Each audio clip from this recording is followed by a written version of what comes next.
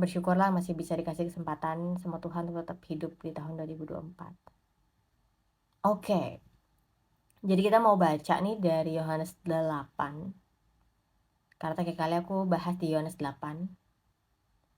Mau baca dari ayat yang ke-37 sampai 47. Nah, anyway, teman-teman semuanya yang baru bergabung, kalau misalnya ada yang dari server sebelah santai aja ya, maksudnya aku, berbagi yang baik. Kalau misalnya teman-teman ada rasa nggak baik, ya udah di-swipe aja. Kalau misalnya, kok swipe gini ya, swipe gini aja. Kalau misalnya baik, ya udah dengerin aja, disaring-saring aja gitu ya. Dan kalau misalnya ada yang baru pertama kali nih, join di Livestalk aku, bisa lihat, profile aku juga. Aku tuh banyak banget berbagi viti-viti, renungan, apalagi ayat firman Tuhan, kesaksian, supaya kita bisa saling membantu untuk kita makin kenal pribadi Tuhan. Karena yang aku lihat dan aku alamin ketika kita makin mengenal Tuhan, wah, ternyata hidup kita makin diperlengkapi lebih lagi, kita makin kenal diri kita. Kita makin punya wawasan yang luas, kita makin punya, pandangan-pandangan yang lebih luas daripada yang sebelumnya, dan itu membantu aku banget. That's why aku pengen bagi itu ke teman-teman semuanya. Sebelum kita baca, kita berdoa dulu ya. Tuhan, aku bersyukur untuk sore hari ini, untuk siang hari ini, kami bisa ada dengan apapun keadaan kami, untuk kami bisa mengenal Tuhan. Engkau tahu kemampuan kami Tuhan, Engkau tahu keadaan kami, tetapi Engkau tetap mengasihi kami. Tuhan gak pernah mengurangi atau membatas-batasi kasih-Nya Tuhan dalam kehidupan kami. Kami lihat bahwa semuanya karena kasih-Nya Tuhan, maka kami bisa bertahan sampai hari ini. Tuhan, berikan kami hikmat, berikan kami kebijaksanaan, berikan kami kepandaian, supaya setiap hal yang kami terima dari firman Tuhan itu bisa kami dapatkan, kami ketahui, dan kami lakukan jadi hidup, jadi kebenaran yang hidup dalam diri kami. Tuhan, ampuni kami, ampuni hal-hal yang kami tidak sadari itu mendukakan hati ya Tuhan. Kami minta ampun Tuhan, kami mau mempercayai Engkau dan mengasihi Engkau lebih lagi daripada sebelumnya. Kami percaya bahwa Engkau ada bertahta berdaulat dalam kehidupan kami, dan biarlah hidup kami ada memuliakan nama-Mu Tuhan, di dalam nama Tuhan Yesus, amin. Nah, kita baca dari ayat yang ke-37, Yohanes 8 ayat 37. Aku tahu bahwa kamu adalah keturunan Abraham, tetapi kamu berusaha untuk membunuh aku karena firman-Ku tidak beroleh tempat di dalam kamu. Apa yang kulihat pada Bapa, itulah yang kukatakan, dan demikian juga kamu perbuat tentang apa yang kamu dengar dari bapamu. Jawab mereka padanya, Bapa kami ialah Abraham, kata Yesus kepada mereka. Jikalau sekiranya kamu anak-anak Abraham, tentulah kamu mengerjakan pekerjaan yang dikerjakan oleh Abraham. Tetapi yang kamu kerjakan ialah berusaha membunuh aku. Aku seorang yang mengatakan kebenaran kepadamu, yaitu kebenaran yang kudengar dari Allah. Pekerjaan yang demikian tidak dikerjakan oleh Abraham. Kamu mengerjakan pekerjaan bapamu sendiri. Jawab mereka. Kami tidak dilahirkan dari zina. Bapa kami satu, yaitu Allah. Kata Yesus kepada mereka, jikalau Allah adalah Bapamu, kamu akan mengasihi aku, sebab aku keluar dan datang dari Allah. Dan aku datang bukan atas kehendakku sendiri, melainkan Dialah yang mengutus aku. Apakah sebabnya kamu tidak mengerti bahasaku? Sebab kamu tidak dapat menangkap firmanku. Iblislah yang menjadi bapamu, dan kamu ingin melakukan keinginan-keinginan bapamu. Ia adalah pembunuh manusia sejak semula dan tidak hidup dalam kebenaran. Sebab di dalam dia tidak ada kebenaran. Apabila ia berkata dusta, ia berkata sekehendaknya sendiri. Sebab ia adalah pendusta dan bapa segala dusta. Tetapi karena aku mengatakan kebenaran kepadamu, kamu tidak percaya kepadaku. Siapakah di antaramu yang membuktikan bahwa aku berbuat dosa? Apabila aku mengatakan kebenaran, mengapakah kamu tidak percaya kepadaku? Barang siapa berasal dari Allah, ia mendengarkan firman Allah. Itulah sebabnya kamu tidak mendengarkannya, karena kamu tidak berasal dari Allah. Shalom Lenti Harefa. Shalom. Nah, itu tuh ternyata udah aku sempat bahas, tanggal 2 kemarin ya, ini sebenarnya tentang percakapan antara orang Yahudi yang percaya kepada yang menerima perkataan Yesus, itu Yesus tuh langsung berhadapan dengan mereka gitu ya, Yesus ajak bicara mereka. Nah, yang menariknya adalah yang Yesus lagi katakan kepada orang-orang Yahudi saat itu adalah, "Yang kamu percaya dengan yang kamu hidupi itu beda. Yang menjadi nilai dalam hidup kamu dengan tingkah lakumu itu beda." Contohnya gini, kita merasa bahwa diri kita pinter, ya kan? Tapi dari perilaku kita tuh kayak orang bodoh. Maksudnya kita berkata-kata kasar, ya kan? Kita gampang kepancing emosi. Atau misalnya kita gampang menjelek-jelekan orang, itu kan sebenarnya bukti bahwa kita tuh bukan orang pintar gitu ya. Lenti Hareva, boleh saya bertanya, Kak? Boleh, kalau aku bisa menjawab juga ya. Nah, jadi seringkali apa yang kita tahu dengan apa yang kita lakukan berbeda. Seperti orang Yahudi ini, mereka tahu mereka adalah anak-anak dari Abraham. Mereka tahu bahwa Bapa mereka tuh adalah Bapa di sorga gitu ya, Allah mereka adalah Bapa di sorga. Tapi Yesus bilang, "Tapi kenapa dari tindakan kamu tuh berusaha untuk membunuh aku yang adalah utusan dari Allah Bapa?" Karena dari Yohanes ya, kita lihat kalau kita baca dari pasal yang pertama sampai pasal yang ke-8 ini, dengan konsisten Yesus tuh mengatakan bahwa apa yang aku lakukan, itu aku lihat dari Bapa aku di sorga. Kalau aku melakukan ini, karena aku melihat Bapakku di sorga melakukan ini.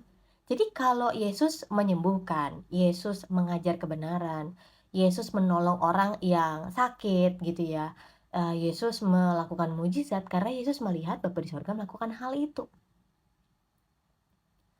Nah, yang sering orang-orang salah pahami adalah mereka kira Yesus tuh datang karena Yesus mau sendiri gitu ya, lakukan ini, lakukan itu, Yesus menyebut dirinya sebagai Tuhan. Loh enggak, kedatangan Yesus ke dunia ini emang atas dasar inisiatif Allah Bapa. Dan firman Tuhan jelas bahwa Allah sudah mengutus anaknya menjadi jalan supaya setiap orang tuh bisa datang kepada Allah melalui Yesus, nggak bisa melalui yang lain. Kak, apa diperbolehkan seorang suami memiliki 2 istri? Lenti Hareva, thank you pertanyaannya. Tergantung nih, tergantung, suaminya tahu kebenaran atau enggak, kalau menurut aku gitu. Karena kan pertanyaannya Lenti Hareva ini kan aku nggak tahu ya, maksudnya suaminya ini background-nya seperti apa. Aku nggak tahu apakah suaminya ini tahu kebenaran atau enggak gitu. Jadi tidak bisa disamaratakan, kita berharap semua suami, mereka akan bisa setia gitu ya, mereka akan bisa, bertanggung jawab terhadap keluarganya gitu. Ya kalau mereka nggak tahu kebenaran, ya kita jadi tidak bisa memaksa apapun karena mereka nggak tahu kebenaran. Menurut aku gitu sih Lanti Hareva. Kecuali misalnya, kita punya pengertian yang sama nih bahwa oke, suaminya adalah suami yang tahu kebenaran, suaminya adalah suami yang udah hidup baru, udah lahir baru gitu ya. Ya udah, pasti kan udah pernah dengar kebenaran gitu. Jadi lebih lebih lebih enak kalau kita ngobrolinnya. Nah, selanjutnya Yesus tuh melihat bahwa beberapa orang Yahudi ini kenapa punya niatan untuk membunuh, Yesus gitu ya. Menurut teman-teman gimana? Apakah kita boleh membunuh sesama kita? Kenapa ya? Kenapa ada keinginan untuk membunuh orang lain gitu? Kenapa ada keinginan untuk kita menjahati orang lain? Pernah berpikir nggak kenapa? Karena gini, mmm, awalnya tuh menurut aku bukanlah kayak kita tiba-tiba pengen langsung jebret gitu kayak bunuh orang, enggak. Pasti awalnya dimulai dari kita nggak suka, kita mulai dari iri hati, kita ngerasa nggak cocok, kita merasa terganggu dengan orang itu, ya kan, sampai akhirnya memuncaklah ingin membunuh orang itu. Nah, yang Yesus katakan bahwa iya, keinginan untuk membunuh ini tuh datangnya dari mana? Iya, datangnya dari keinginan si jahat, yaitu iblis sendiri, yang memang pekerjaannya adalah membunuh, ya kan, membinasakan, ya kan, berdusta, berbuat segala dusta, ya kan. Ya pasti ini asalnya dari situ. Nah, sedikit, throwback, ke beberapa ayat sebelumnya, Yesus tuh sebenarnya udah bilang kepada orang-orang Yahudi ini bahwa, mmm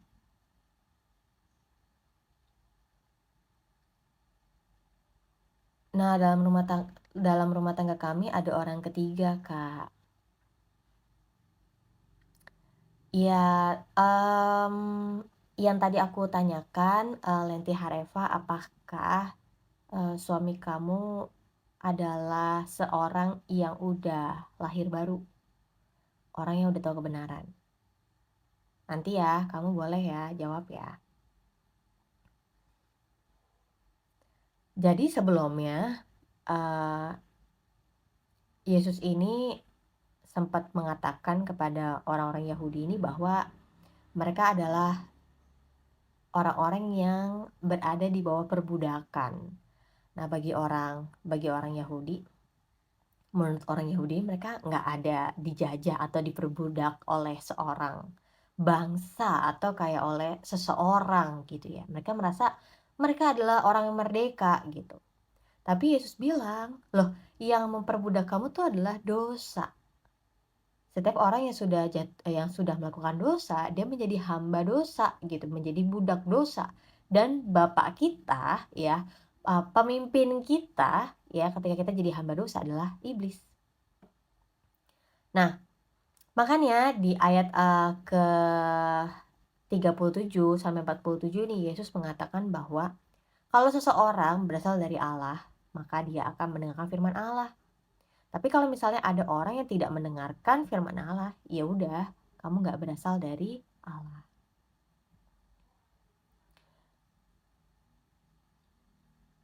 Nanti Lenti Hareva kalau misalnya mau, DM bisa ya. Apa sih ini kalau di TikTok namanya? Ya message kan? Iya. Ayat yang ke-48, orang-orang Yahudi menjawab Yesus, "Bukankah benar kalau kami katakan bahwa engkau orang Samaria dan kerasukan setan?" Jadi orang-orang Yahudi ini mengatakan ya bahwa benar nih kalau Yesus itu adalah orang Samaria. Dan Yesus itu adalah orang yang kerasukan setan. Jawab Yesus, "Aku tidak kerasukan setan, tetapi aku menghormati Bapakku. Dan kamu tidak menghormati aku. Tetapi aku tidak mencari hormat bagiku. Dan satu yang mencarinya dan dia juga yang menghakimi. Aku berkata kepadamu," Yesus berkata kepada mereka, "sesungguhnya barang siapa menuruti firman-Ku, ia tidak akan mengalami maut sampai selama-lamanya." Kata orang Yahudi kepadanya, "Sekarang kami tahu bahwa engkau kerasukan setan, sebab Abraham telah mati dan demikian juga nabi-nabi. Namun engkau berkata, barang siapa menuruti firman-Ku, ia tidak akan mengalami maut sampai selama-lamanya." Jadi Yesus udah kasih tahu bahwa seseorang yang mengikuti firman, mengikuti perkataan Yesus, itu tidak akan mengalami maut sampai selama-lamanya. Dan orang Yahudi yang saat itu dengerin, orang Yahudi itu merasa itu nggak nyambung gitu, itu kayak aneh, nggak mungkin karena semua manusia pasti akan mati gitu ya. Tetapi di sini Yesus katakan bahwa walaupun dia mati ya dia tidak akan berada di maut gitu ya, tidak akan berada di, maut yang kekal, neraka yang kekal. Yang kita nih sebagai orang Kristen tahu kalau ternyata meskipun kita nanti mati, tapi nanti kita akan bersama-sama dengan Yesus mengalami hidup yang kekal, bukan mengalami kematian yang kekal, bukan mengalami penderitaan yang kekal. Lenti Hareva nanti kontak di message aja ya, biar lebih enak ngobrolnya. karena ini privasi ya, tentang kamu dan suami. Kata orang-orang Yahudi kepada kepada Yesus, lanjut ya, "Adakah engkau lebih besar daripada bapa kita Abraham yang telah mati?" Ya, jadi sampai orang Yahudi ini penasaran kayak, emang emang Yesus ini siapa gitu ya, lebih besar daripada bapa kita, bapa Abraham. Tokoh yang besar, tokoh yang sangat dihormati oleh orang Yahudi. Nabi-nabi pun telah mati, dengan siapakah engkau samakan dirimu? Jawab Yesus, jikalau aku memuliakan diriku sendiri, maka kemuliaanku itu sedikit pun tidak ada artinya. Jadi maksud Yesus, kalau aku mencoba untuk memuliakan diriku sendiri, maka kemuliaan aku tuh bakal sedikit, dan itu tuh gak ada artinya banget. Bapakkulah yang memuliakan aku.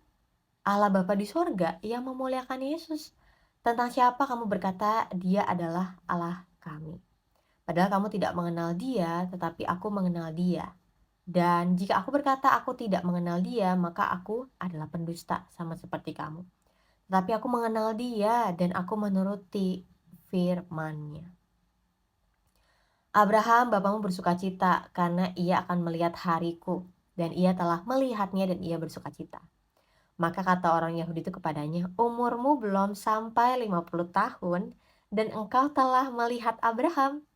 Kata Yesus kepada mereka, aku berkata kepadamu, sesungguhnya sebelum Abraham jadi, aku telah ada. Lalu mereka mengambil batu untuk melempari dia, tetapi Yesus menghilang dan meninggalkan bait Allah.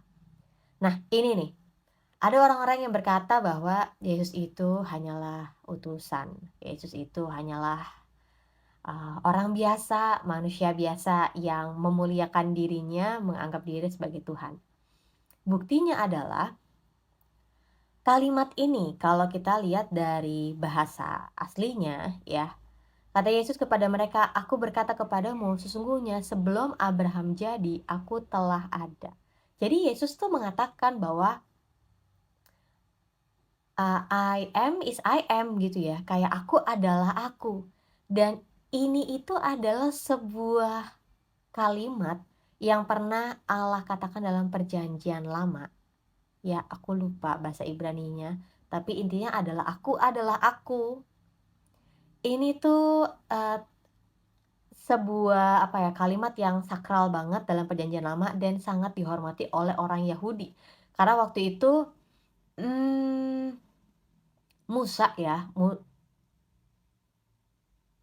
jadi Musa kan bertanya bahwa, "Tuhan, aku akan memperkenalkan, siapa nih, Allahnya orang Israel sebagai siapa nih?" Gitu kan kepada orang di Mesir.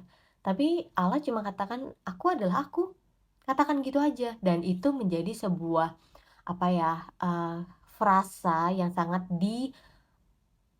dihormati oleh orang Yahudi, sangat dijunjung tinggi, dimuliakan orang Yahudi sebagai wujud bahwa itu adalah perkataan Allah. Dan ini yang Yesus katakan. Jadi kalau orang Yahudi mendapatkan pesan ini, mereka ngerti maksudnya dia tuh siapa gitu ya. Maksudnya kok dia bisa mengatakan seperti kalimat yang Allah katakan dalam perjanjian lama gitu. Itu sebabnya orang-orang Yahudi mengambil batu untuk melempari Yesus, tapi Yesus menghilang dan meninggalkan bait Allah. Kadang aku kepikir ya, ketika Yesus dalam pelayanannya kepada orang-orang saat itu, khususnya orang Yahudi, orang kumpulan orang-orang yang menolak keadaan Yesus gitu ya, menolak kehadiran Yesus.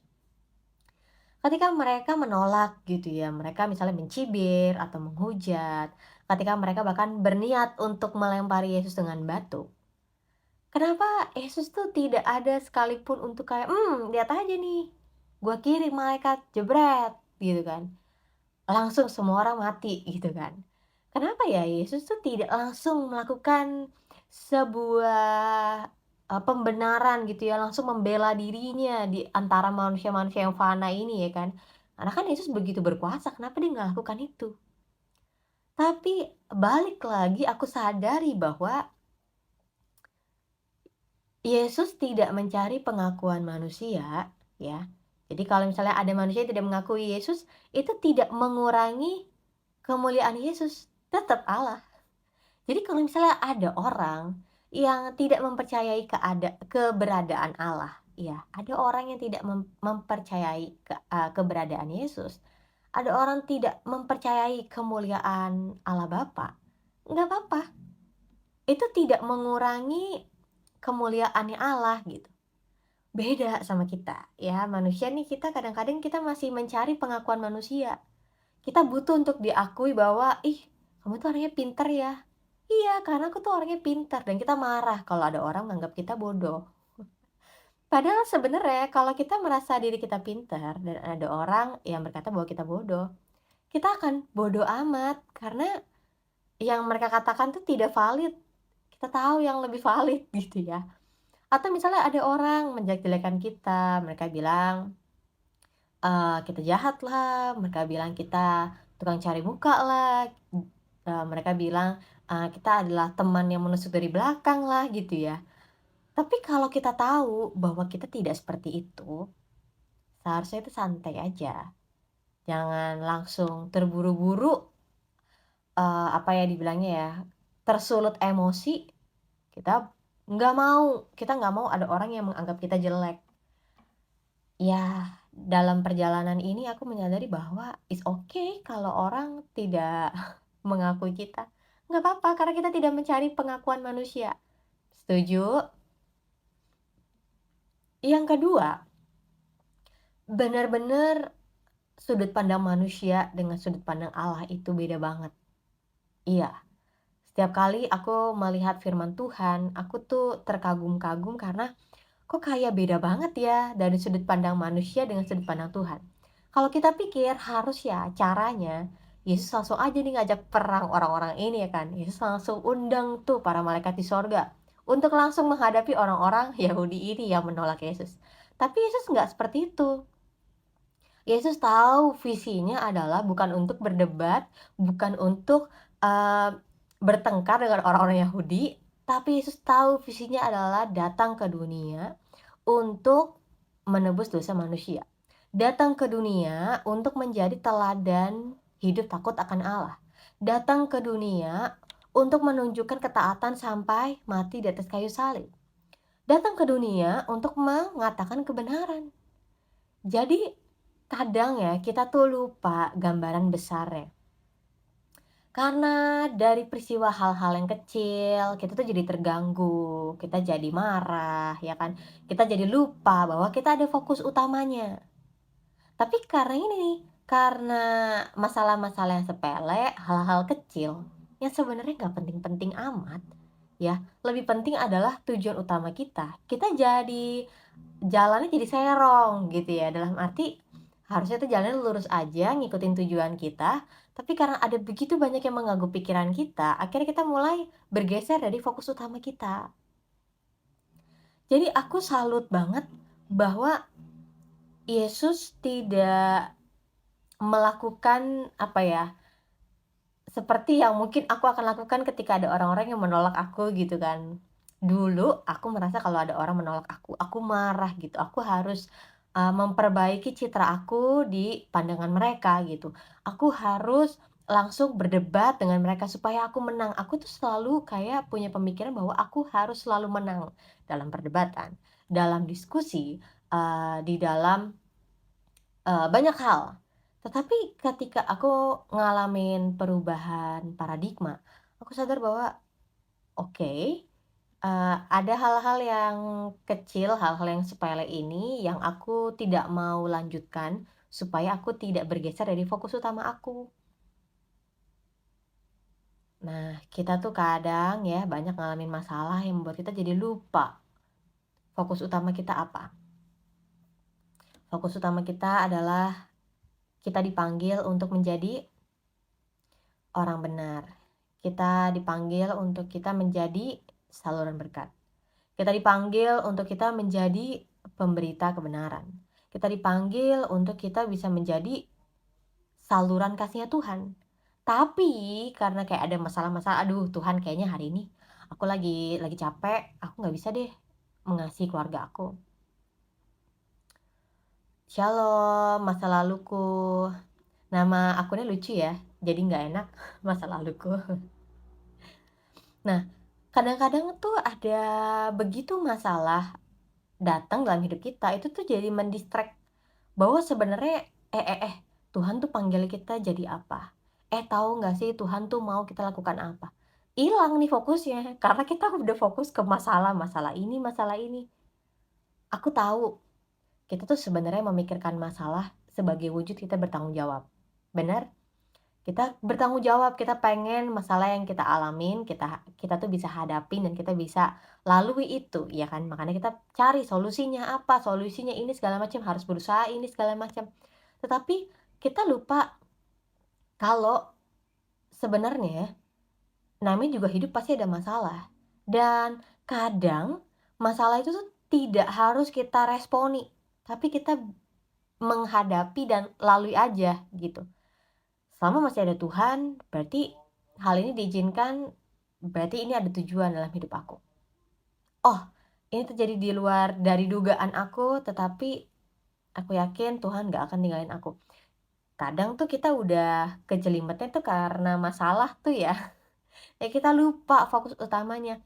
Tapi Yesus ngajarin kita bahwa apapun penolakan, apapun masalah yang Yesus alamin ya ketika pelayanan di bumi, Yesus tetap setia dengan tujuannya. Bahwa Yesus datang ke dunia ini untuk menyelamatkan umat manusia. Yesus datang ke dunia ini untuk menunjukkan Bapa di sorga, untuk menyatakan tentang kebenaran, untuk menunjukkan kasih-Nya Allah. Jadi kalau kita pikir, kenapa ya Yesus kok menghilang dan meninggalkan bait Allah? Kenapa Yesus nggak langsung berdebat aja? Langsung tuh Yesus timpukin mereka juga. No, no, no, no. Ukuran kita sama ukuran Allah itu beda banget.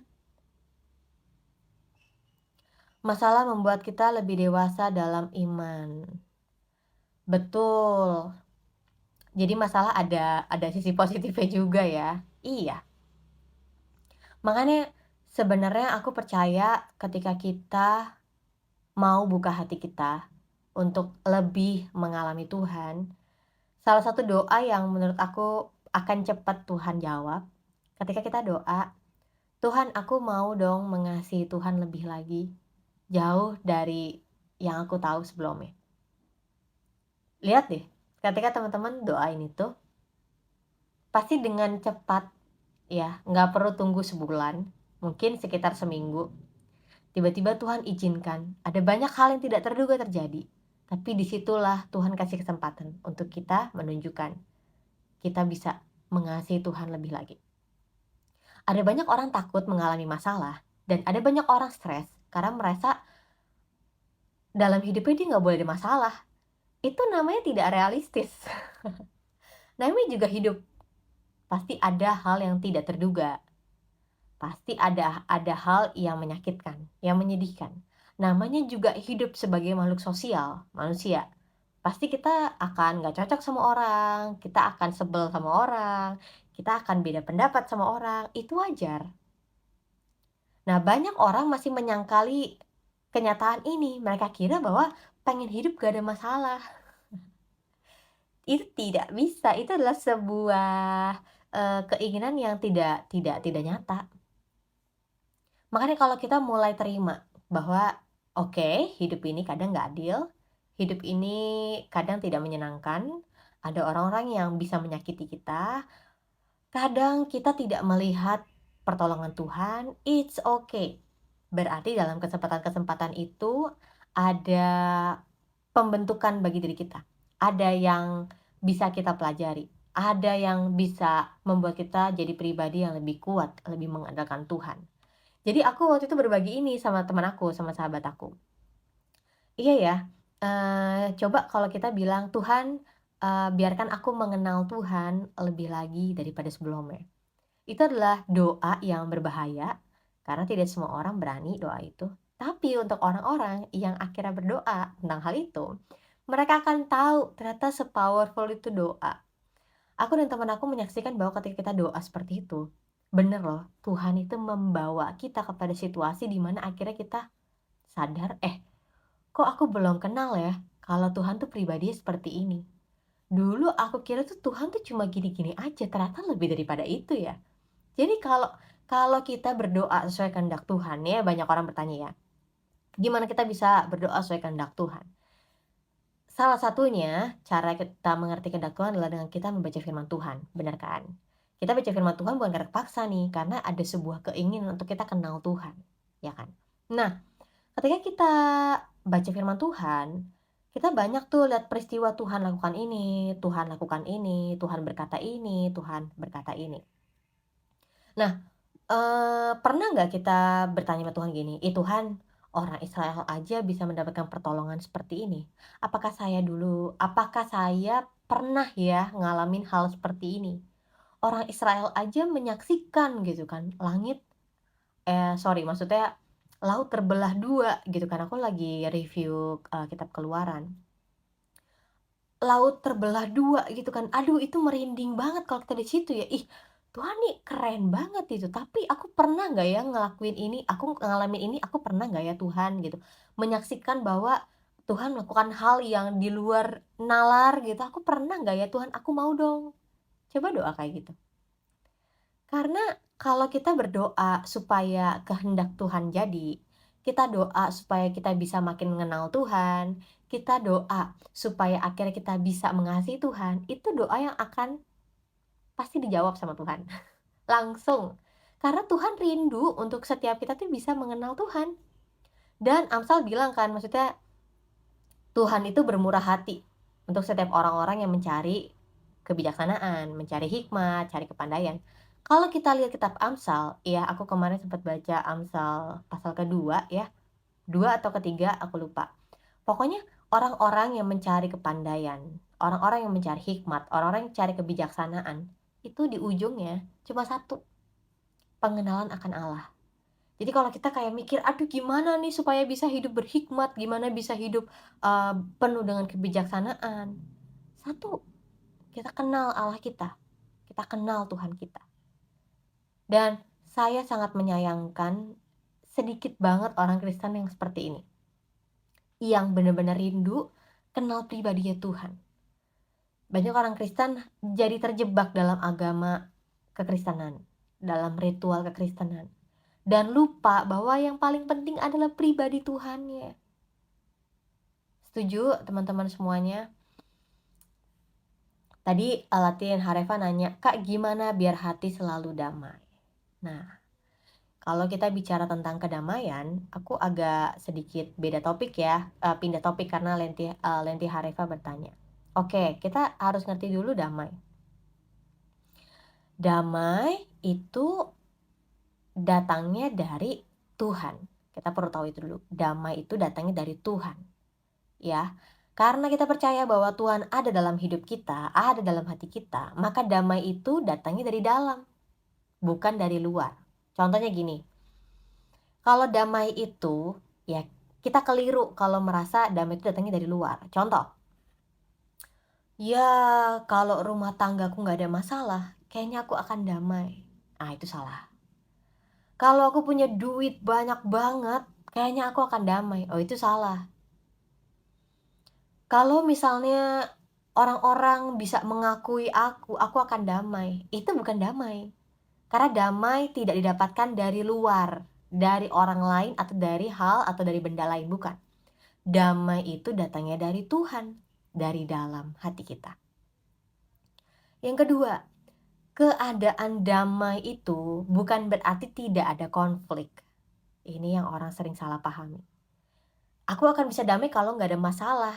Tidak. Damai itu adalah sebuah keadaan di mana kita sadar bahwa meskipun ada masalah, tetapi karena ada Tuhan dalam hidup saya bisa aman. Ya ampun, hari ini duit tinggal 35.000, ya masih tanggal 5 Januari. Gimana nih Tuhan? Tapi karena kita punya pengharapan sama Tuhan Yesus yang memelihara kita, kita punya pengharapan Bapa di surga gak bakal pernah lupain kita jadi bisa tenang. Sekalipun duit 35.000 baru 5 Januari ya kan, karena Desember foya-foya. Jadi damai itu ada 2 poin dulu ya, datangnya dari Tuhan Dan kita tahu Tuhan tuh ada dalam diri kita, berarti damai itu datangnya dari dalam, ya.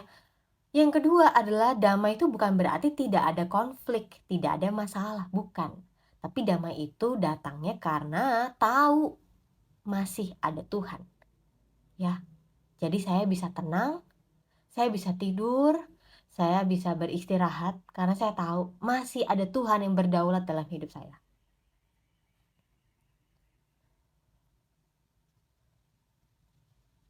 Nah, tadi masa laluku, katakan tatkala saya dulu mulai jatuh bangkrut, saya stres. Saat bisa bersyukur, damai hati saya. Jadi memang ada banyak hal yang bisa mencuri, apa ya, dibilangnya sukacita kita gitu ya.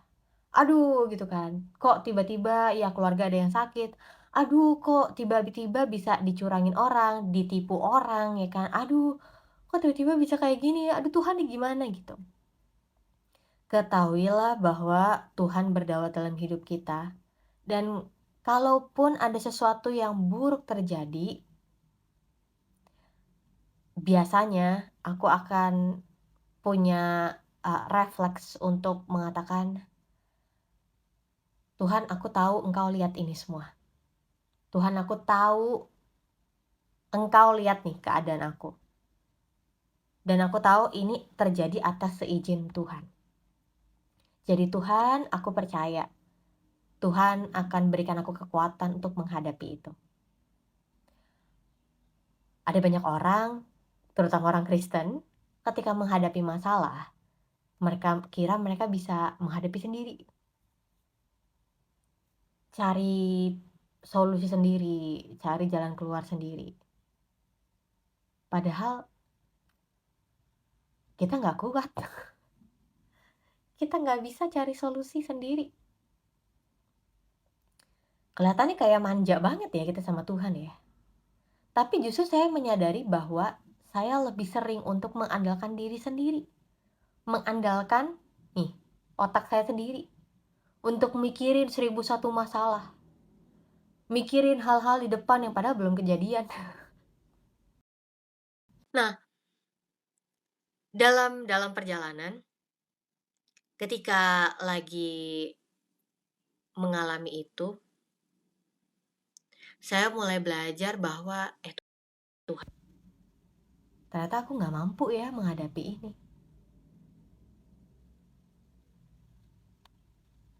Tuhan, ternyata aku nggak bisa. Tuhan, aku nggak sanggup nih mikirin ini semua. Tuhan, aku nggak tahu jalan keluarnya. Kalau dibilang apa ya, kok kamu lemah sekali gitu kan, kok kamu tidak berinisiatif gitu kan untuk mencari jalan keluar dari masalahmu. Nggak, karena aku sadar bahwa aku sudah terlalu mengutamakan akal budi aku terlalu mengandalkan kekuatan aku. Padahal sebenarnya aku bisa tanya Tuhan, aku bisa angkat tangan aku untuk minta Tuhan tolong aku. Jadi di hadapan Tuhan tuh kita nggak usah sok kuat. Di hadapan Tuhan pencipta kita, Allah yang menebus dosa kita, Allah yang begitu mengasihi kita, kita bisa tampil apa?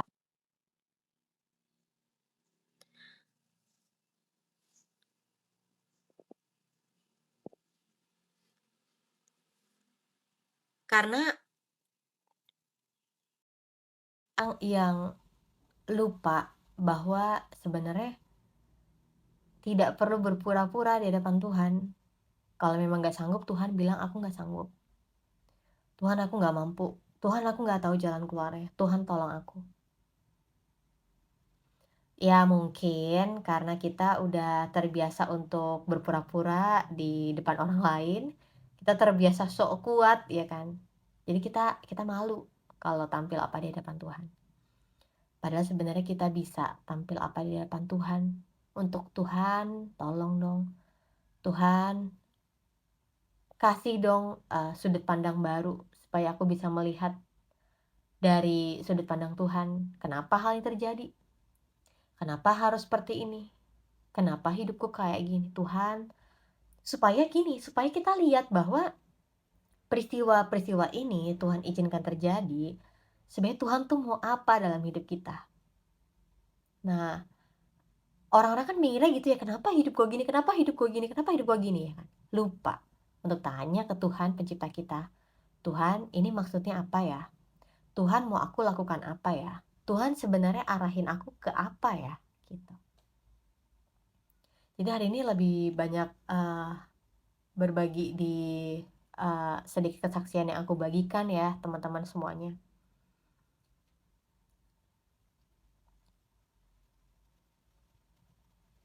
Iya, doaku 2024 semakin banyak orang yang mengenal dan mengalami Tuhan. Karena balik lagi, sayang banget kalau kita jadi orang Kristen cuma sekedar Kristen doang, oke datang ke gereja, kasih persembahan, selesai. Sayang banget. Karena hadiah terindahnya tuh pribadi Yesus. Yang luar biasa itu pribadi Yesus. Dan tidak banyak orang yang mau untuk mengalami pribadi Yesus. Karena kayak, susah lah, gue nggak mau hidup susah, gue nggak mau hidup putus asa, gue nggak mau, eee, kehilangan sekarang yang gue miliki, gitu. Karena menurut mereka ikut Yesus tuh sulit, mengalami Yesus tuh begitu mahal, pengorbanan yang nggak mau. Padahal kenikmatan untuk mengalami pribadi Tuhan itu, wah itu lebih daripada apa yang pernah ada. Ya karena sesederhana bahwa dia Tuhan. Allah yang kekal yang bisa mengisi, ruang dalam hati kita, ya emang cuma bisa diisi sama pencipta kita gitu. Jadi teman-teman aku cuma bagiin itu aja sih, siang hari ini. Aku live untuk berbagi renungan firman Tuhan. Kalau misalnya teman-teman tertarik, teman-teman bisa lihat, banyak dari video aku, kadang-kadang kayak cuplikan live atau kadang-kadang kayak emang renungan yang aku buat. Beberapa kayak insight yang aku dapetin ketika baca firman Tuhan, itu aku tulis semuanya untuk kita sama-sama makin kenal Tuhan yuk, gitu. Kita semakin, eee, mengenali, pribadi pencipta kita. Karena gini, eee, ada banyak orang yang sebenarnya tidak kenal dirinya. Jadi dia memandang hidupnya itu, "Oh ya udah cuma gini doang," gitu. Tapi kalau kita kenal Tuhan kita, justru kita makin mengenal pribadi kita. Dan ketika kita mengenal pribadi kita, itu tuh kayak perspektif kita, pandangan kita, paradigma kita kayak boom, kayak benar-benar diperbesar banget. Jadi kita kayak melihat luas banget, kita melihat besar banget karena kita melihat dari sudut pandangnya Tuhan gitu. Dan bagi aku itu tuh, menyenangkan banget, happy banget, memerdekakan aku banget, dan itu yang aku mau bagiin ke teman-teman kalau kita mengenal pribadi Tuhan. Wah, ada banyak keuntungan yang kita lihat, ada banyak kebahagiaan, sukacita, damai, apalagi kesukaan, apalagi, ketenangan, apalagi wah ada banyak hal yang aku susah ungkapkan, tapi yang jelas itu cuma bisa kita alamin dalam Tuhan. Nah, aku mau doa tutup untuk, live, TikTok di siang hari ini. Thank you nih untuk Lenti Hareva dan akun masa laluku untuk, join ngobrol-ngobrol di live TikTok ini. Nanti kita ketemu lagi. Hari ini hari apa ya? Jumat ya? Oke, aku tuh live-nya hanya dari, weekdays aja, Senin sampai Jumat. Jadi kita ketemu minggu depan, semoga kita bisa ketemu lagi ya, bisa ngobrol-ngobrol lagi nih Lenti Hareva dan masa laluku. Kita berdoa dulu. Tuhan, aku bersyukur untuk siang hari ini, untuk kehadiran teman-teman yang dengerin live ini, atau cuma sekedar lewat, atau tadi juga ada Lenti Hareva dan masa laluku yang bisa berbagi juga tentang perbuatan Tuhan dalam hidup mereka. Aku bersyukur Tuhan masih ada orang-orang yang merindukan Tuhan, yang mengasihi Tuhan, yang mau tetap setia meskipun dunia ini lagi kayak gini. Orang-orang sekitar nih lagi kayak gini, tapi ternyata masih ada orang yang tetap beriman sama Tuhan. Tuhan, aku bersyukur untuk segala berkat yang melimpah yang kami terima dari firman Tuhan. Kami bersyukur kami masih bisa dapat kesempatan buat baca firman, Karena belum tentu semua orang dapat kesempatan untuk baca firman dan mengalami Tuhan. Aku bersyukur Tuhan untuk setiap persekutuan yang manis yang kami dapatkan di dalam Engkau, yang kami terima begitu melimpah pada hari ini, membuat hati kami damai, hati kami tenang, hati kami penuh dengan sukacita yang melampaui segala akal. Tuhan, kami percaya bahwa Tuhan tuh masih ada dalam kehidupan kami. Meskipun hari ini baru 5 Januari, ada begitu banyak terjadi di luar sana, tapi kami percaya selama masih ada Tuhan, hidup kami masih aman. Selama masih ada Tuhan, apapun dapat kami lakukan di dalam Dia yang memberi kekuatan kepada kami, di dalam Dia yang memelihara kami, di dalam Dia yang memegang masa depan kami. Dengan cemerlang, kami bersyukur kami punya Allah yang dahsyat, yang luar biasa lebih daripada apapun. Terima kasih Tuhan, kami terima berkat, kami terima sukacita, kami terima kedamaian yang kekal dalam hati kami. Di dalam nama Tuhan Yesus, amin. Oke, thank you yang udah hadir. God bless you ya. Kita ketemu lagi hari Senin, minggu depan, Senin sampai hari Jumat. Nama saya Hendro Kakak. Oke, Hendro, God bless ya. Bye.